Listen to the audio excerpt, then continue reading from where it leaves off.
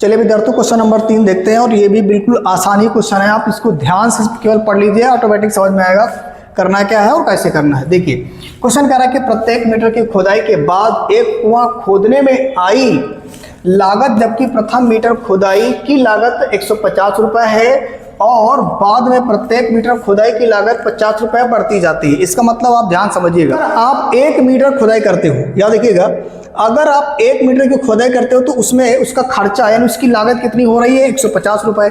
अगर आप 1 मीटर से ज़्यादा, 1 मीटर से जितना भी ज़्यादा खोदेंगे हर बार कितने रुपये बढ़ते जाएगा, 50 रुपये बढ़ेगा। बात क्लियर है? यानी एक बार तो आपको 150 रुपये तो देना पड़ेगा। अगर आप दूसरी बार खुदाई कर रहे होंगे तो 150 रुपये तो पहले देना ही देना, और साथ में आपको और कितना देना पड़ेगा, 50 रुपये देना पड़ेगा।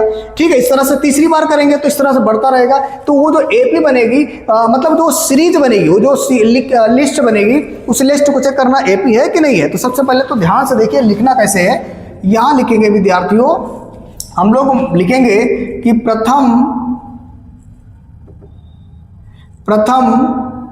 मीटर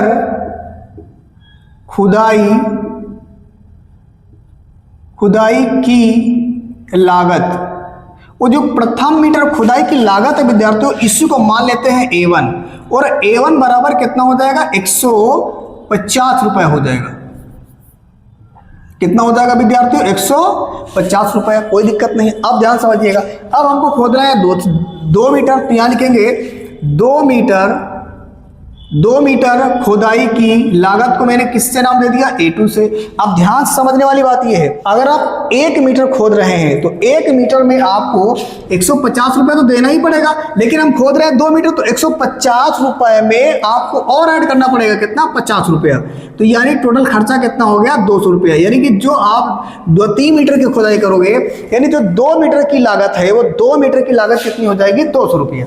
अब हम एक और ज्ञात कर लेते हैं, अगला पद। यहां लिखेंगे 3 मीटर, यहां लिखेंगे 3 मीटर की खुदाई, इसको पूरा लिख लेंगे ना विद्यार्थियों, इसके नीचे मान लेते हैं कितना है, A3, और बराबर कितना हो जाएगा, ध्यान समझना, ये 200 रुपया तो आपको देना ही पड़ेगा, लेकिन इसमें और ऐड करना पड़ेगा, कितना, इसमें आपको 50 रुपया और ऐड कर देना होगा, तो कितना हो जाएगा, 250 रुपया हो जाएगा। बात क्लियर है कि नहीं?